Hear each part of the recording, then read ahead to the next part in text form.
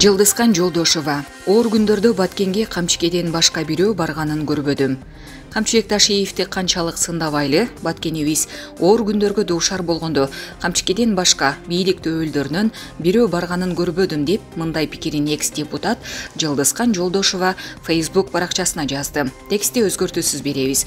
Бийликке келе электе да Баткенебизге барып, жабырдаткандар менен жолугуп, үйү күйүп кеткен эненин үйүн салып берди эле. Равшан Сабиров экөө апрелдеги Баткен окуясында да жалгыз жүрдү. Мамлекеттик кызматкерлерден эч ким коштоосу да. Жанында эл уулдары Ахматбек Келзибеков жана Мелис Мырзакматовдор кошо жүрүштү. Ошондо главнокомандующий приказ бергенде тажик тараптан колдонулган куралдуу агрессияга экинчи ирет тажик тараптан баш көтөрө албагандай кылып, Ташиев татыктуу отпор берет эле. Ошондуктан Камчыбек Кыдышаевичти кыргыздын чыгаан, мекенчил, патриот уулу, адамгерчиликтүү, күчтүү инсан десек жаңылышпайбыз. Ошондой эле бийлик чек ара маселелерин дипломатиялык чеберчилик менен чечип, жыйынтыгында Баткендик мекендештерибиз тынчтыкта, бакубат жашашат деген үмүтүбүз чоң. Сүйүнчү, Кыргызстанда алгачкы жолу жүргүнчү ташуучу автобус чыгарылды. Бул тууралуу жергиликтүү маалымат булактары билдирди. Маалым болгондой, автобустун аталышы Белес деп аталат. Ал германиялык DAF автоконцерни менен биргеликте чогултулган.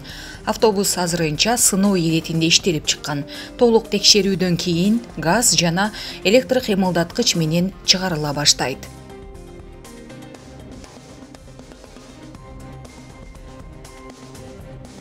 Эверестти багындырган кыргызстандык Эдуард Куатов Лукашенконун колунан сыйлык алды. Бул тууралуу Спутник Кыргызстан кызматы кабарлады.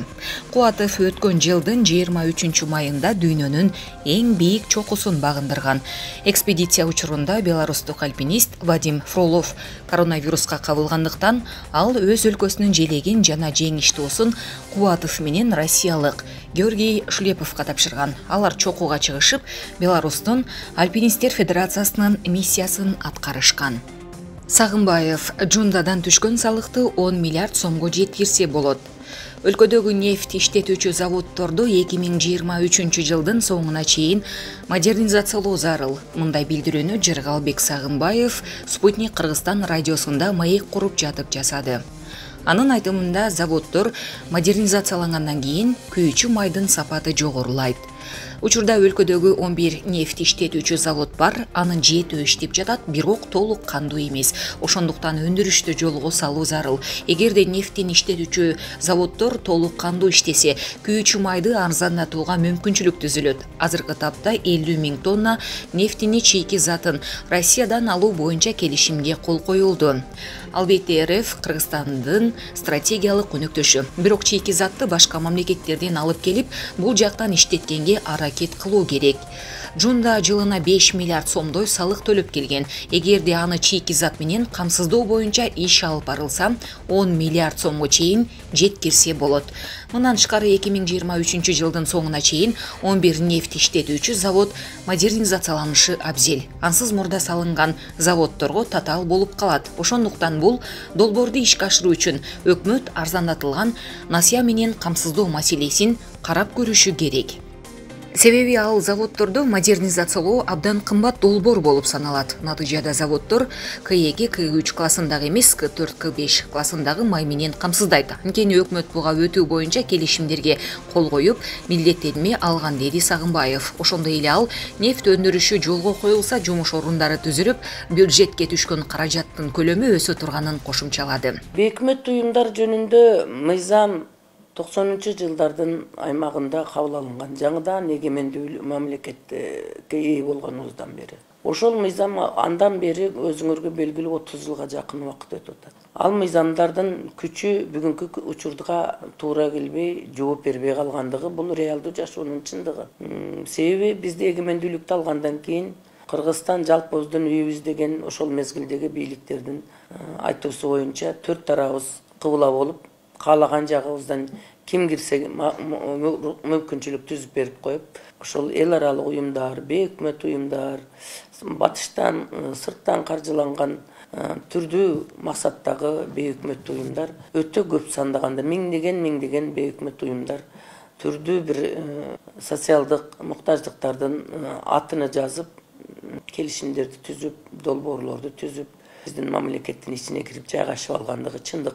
Ошонун натыйжасында мына акыркы 10 жылдан ашык убакыттан бери биздин мамлекеттин ичинде işte 10-15 yıl деп коелучу, 2005 жылдан бери биздин мамлекеттин ичинде мындай тынчтык бузулуп, бейкуттук бузулуп, элдин арасында көз караштардын кагылышуусу пайда болуп, түрдүү пикир келишпөчүлүктөрдүн кагылышуусу жаралып, анан митинг, пикет деген болор болбос нерселерге наразычылык акцияларын өткөрүп, анан кыргыз мамлекетинин ичинде ушундай бир 3 жолку төңкөрүштүн, революция эмес, төңкөрүштүн болушуна, анан келген бийликти иштете койбой, келгенден 1-2 күндөн кийин эле кайра кеткетке түшүп, отурса опок, турса сопок кылып, бийлик бутактарынын башындарында турган жетекчилерге да иштегенге мүмкүнчүлүк бербей, чырычуу салып, ошо биздин кыргыз мамлекетинин өсүп өнүгүп кетишине тоскоолдук кылган күчтөрдүн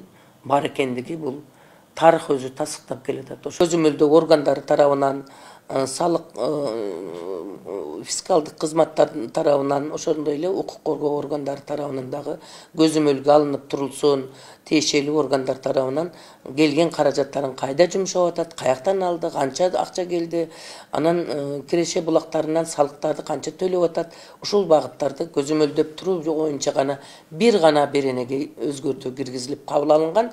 Тилекке каршы мына 2 жылга кетип баратат. Бул мыйзам бүгүнкү күнгө чейин өкмөт тарабынан жол жобосу иштелип чыгып, ошол бейөкмөт уюмдардын иш аракеттерине мыйзамдын иштегени боюнча жумуш аткарылбай келатканды өкүнүштүү. Мына ошонун натыйжасында азыр бүгүнкү күндө бейөкмөт уюмдар булар азыр башка тактикага өтүп алышты. Ошол өздөрүнчө тиешеси бар, тиешеси жок маселелер болсо дагы өздөрүнө ыңгайлуу болгон бир тема болуп калса, ошону көтөрүп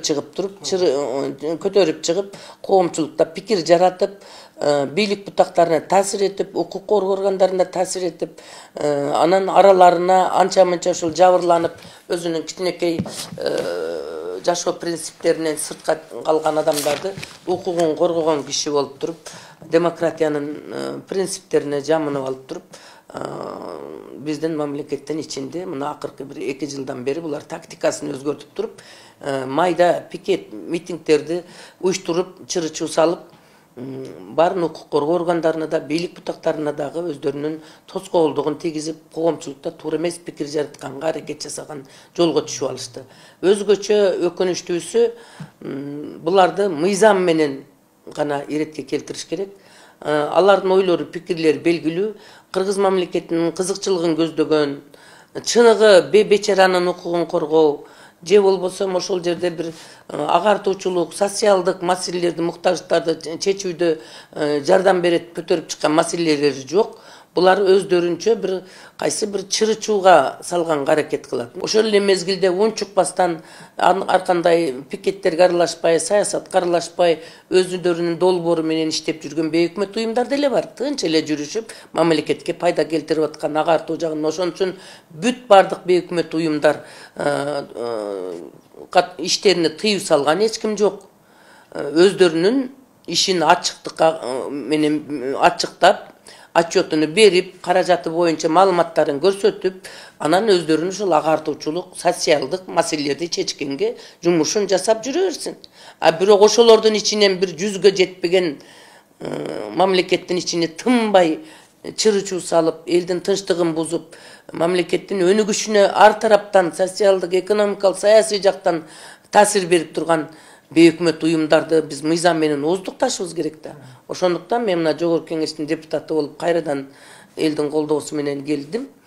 Мен ойлойм, ошол былтыркы кабыл алынган бейөкмөт уюмдар жөнүндө мыйзамдын иш жүзүнө ашырышына өкмөт кабинет министрлиги тиешелүү тармактар бул боюнча анын жол жобосун иштеп чыгыптыр. Мыйзамды күчүнө киргизип аткарыш керек. Биз болсо мыйзамдын аткарылышын көзөмөлдөшүбүз керек. Экинчи жагынан ошол бейөкмөт уюмдар жөнүндө мыйзамга сөзсүз түрдө чет өлкөлүк агент деген макамды бериш керек.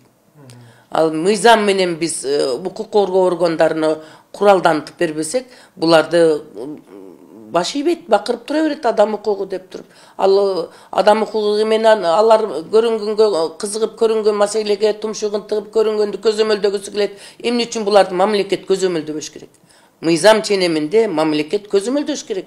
Кайдан каражат алса дагы, эмне иш аракеттерди жасаса дагы мыйзам чегинде көзөмөлдөп, мыйзам чегинде мамиле жасап, тартипке салыш керек. Мамлекеттик темирдей тартип болуш керек. Ошон үчүн биз мамлекетпиз да. Себеби биз өз алдынча мамлекетпиз да.